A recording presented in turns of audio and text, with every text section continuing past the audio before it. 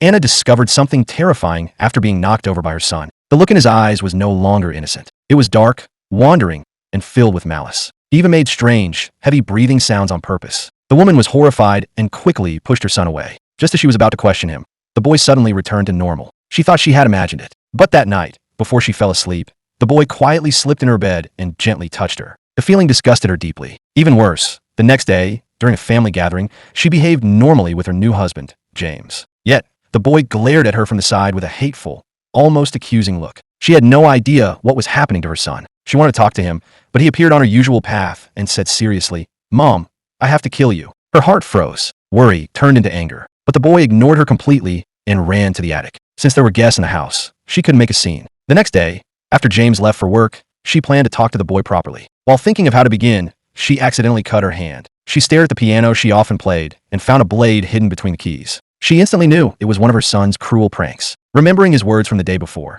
sadness and fear filled her heart. Was what he said true? Before she could ask him, she suddenly heard his cries for help from the basement. She rushed downstairs and found him lying on the ground, unconscious. She was terrified. When she tried to hold him, she realized his body was ice cold. She thought he had a fever and quickly carried him to bed, then went to get some medicine. But while searching, she found her missing lingerie in his drawer. At that critical moment, she didn't have time to think. She put it away and returned to the boy with a thermometer. To her horror, he was muttering low, strange sounds mixed with incomprehensible words. As she leaned closer to listen, he suddenly opened his eyes. She was both furious and frightened. She stormed out to calm down, but then saw that the photo frame of her and James was shattered. She sighed, put it back together, and angrily called for her son to come out. He obeyed at first, but before she could even scold him, he ran away again, deliberately leading her toward the backyard. Enduring the pain, she turned around and saw something terrifying.